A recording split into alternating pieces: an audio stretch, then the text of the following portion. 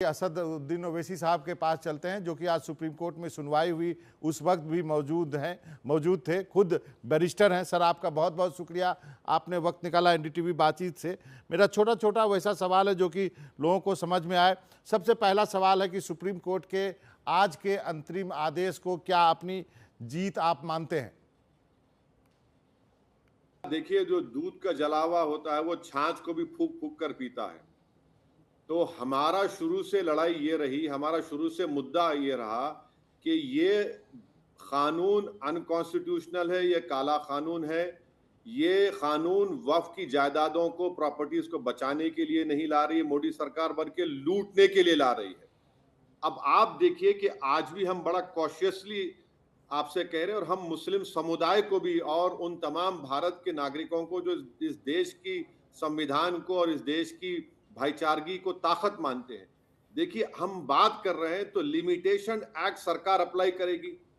जो बरसों से वक्फ की प्रॉपर्टी पर काबिज हैं वो मालिक बनाए जाएंगे। 5 साल का जो कंडीशन लगा है कि 5 साल प्रैक्टिसिंग मुस्लिम होना, भाई कौन तय करेगा? वो मेरी दाढ़ी बड़ी होनी चाहिए या बाबा की तरह मुझे क्लीन शेव हुए तो मैं प्रैक्टिसिंग हो जाऊंगा? और खास तौर से महिलाओं का कैसा आप डिसाइड करेंगे अगर वो प्रैक्टिस कर रही नहीं कर रही है? तीसरा, बाबा, इवैक्यू वक्फ प्रॉपर्टीज को आपने निकाल दिया और गवर्नमेंट कस्टोडियन के हवाले कर दिया, तो वक्फ उससे महरूम हो गया, वक्फ प्रॉपर्टी आपने छीन ली, जो खास तौर से पंजाब हरियाणा में लाखों रुपए का रेवेन्यू से आता था, अब सरकार के कब्जे में चला गया। चौथा, आप रूल्स बनाएंगे। पांचवा, बाबा, रूल्स ऐसे बनाएंगे आप कि फेडरलिज्म को वायलेट करेगा। छठा, बाबा, उसमें यह है सेक्शन 2, सुप्रीम कोर्ट का हालिया जजमेंट है आज से 1 साल भर 8 महीना पुराना, जिसमें सुप्रीम कोर्ट ने कहा, यूसुफभाई चावला केस के नाम से मशहूर है, जिसमें सुप्रीम कोर्ट ने कहा कि ट्रस्ट भी वक्फ होता है। अब पूरे ट्रस्ट निकल जाएंगे वक्फ से। और खास तौर से आज के इस इंटरिम रिलीफ के बाद भारत का सबसे बड़ा दौलतमंद आदमी, जिसने खोजा यतीम खाने पर अपना महल तामीर किया, सेक्शन 2 से वो मालिक बन जाएगा। मैं चैलेंज कर रहा हूं बीजेपी को, मुझे झूठा साबित करें।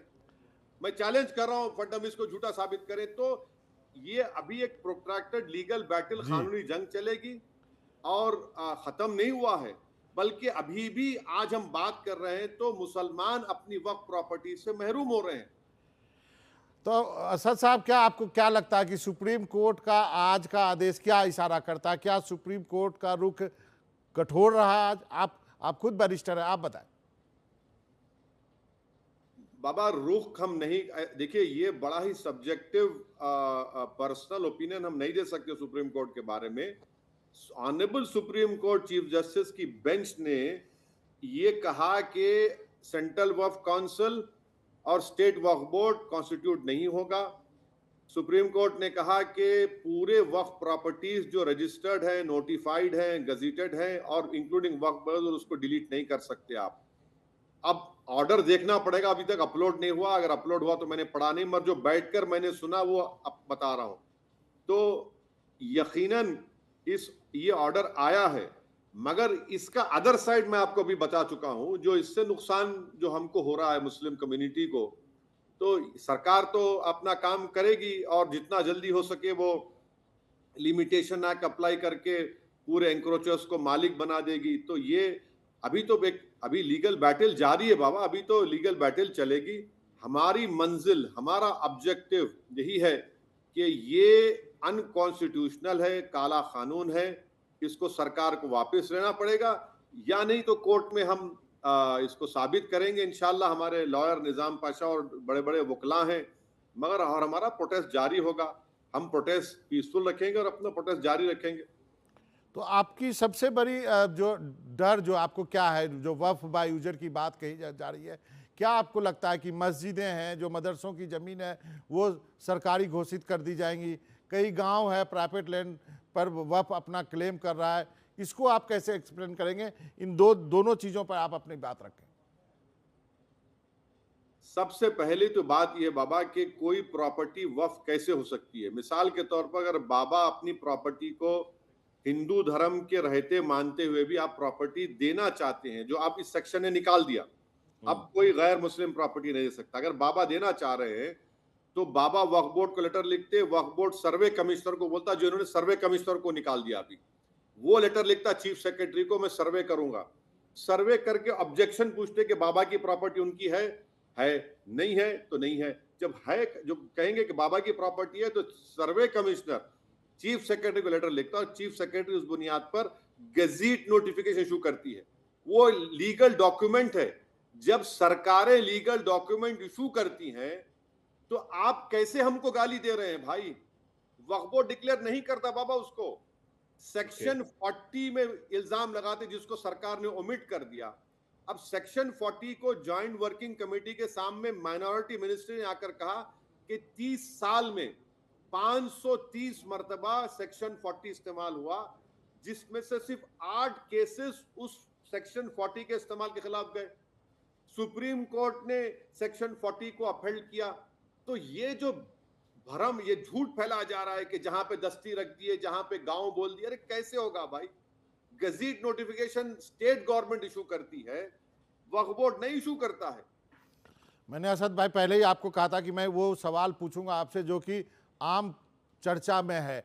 ये भी कहा जा रहा है कि संसद वक्फ की प्रॉपर्टी है, साथ ही कई बिल्डिंग जो है वो भी वक्फ की प्रॉपर्टी है। इसको लेकर के काफी भ्रम है, इस पे आप क्या कहेंगे?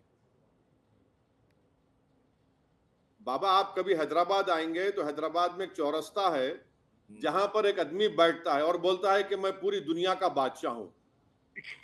वो कहता है कि ये मेरा है, ये देश मेरा है, बल्कि वो कहता है कि पूरी दुनिया में 2-3 ममालिक मेरे हैं।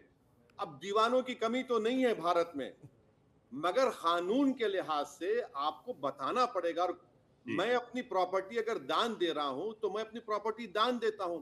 अच्छा, नेगेटिव साइड में एक और है, वक्फ वाल औलाद, जिसमें यह कहा गया कि अगर कोई वक्फ वाल औलाद करेगा तो महिलाओं का हक मार कर नहीं दे सकता। बाबा, मैं एक एग्जांपल दे रहा हूं, आप सुन लीजिए।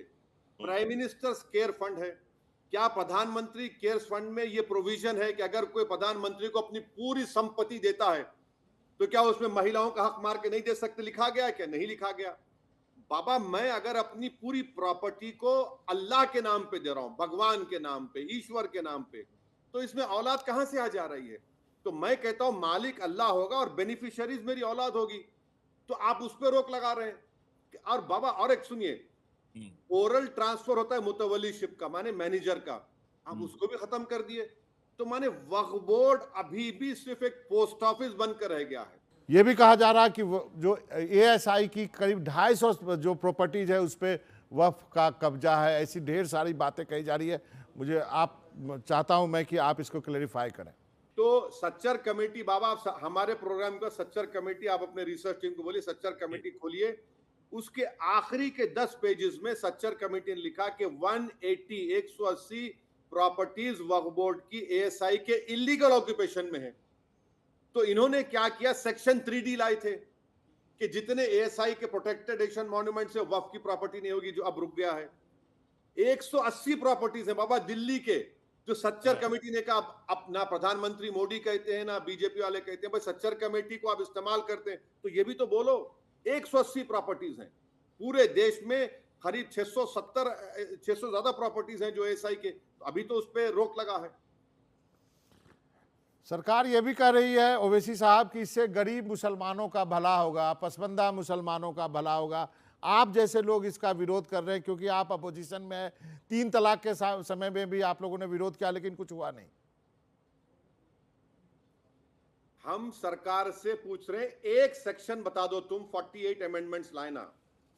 बाबा को आप प्रोग्राम पे बिठा के इन लोगों को जो नरेंद्र मोदी को अपना मुतवल्ली मानते हैं, उनको बोला भैया तुम सेक्शन तो बताओ हमको, कौन सा सेक्शन से गरीब मुसलमान को फायदा होगा, बताओ हमको।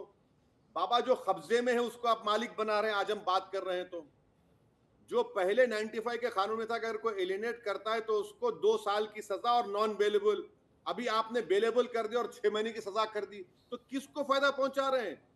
और आप कह रहे हैं कि ओबीसी पसमानदा मुसलमान, तो क्या काशी विश्वनाथ में आप प्रोविजन लाइए ना पसमानदा हिंदू का, टीटीडी में लाइए पसमानदा हिंदू का लाइए, आप ओडिशा, तेलंगाना, आंध्रा और बोध गया में लाइए कि वहां पर भी पसमानदा बोध और पसमानदा हिंदू बैठेगा। अरे तुमको इतनी मोहब्बत पसमानदा मुसलमान से है तो एक एमपी तुम्हारे पास नजर नहीं आता। 2014 से एक एमपी नहीं, 19 में नहीं, 24 में नहीं, ना आपके नीतीश के पास, ना नायडू के पास, ना जयंत चौधरी के पास, ना चिराग पासवान के पास, ना अजित पवार के पास। अरे हैदराबाद में कहावत है बाबा, सुन लीजिए ठेठ हैदराबादी में, कि मां से बढ़ के चाही पापा कुटनी कहलाई बोलते हैं। तो इनकी मोहब्बत के दावे बिल्कुल खोखले हैं। मां से बढ़ के चाही पापा कुटनी कहलाई। चलिए, अंत में एक और सवाल आपसे अंत में पूछना चाहूँगा कि ये कानूनी लड़ाई काफ़ी लंबी चलेगी, कब तक लड़ेंगे इसको, या आपको लगता है कि लंबी चलेगी तो लड़ते रहेंगे?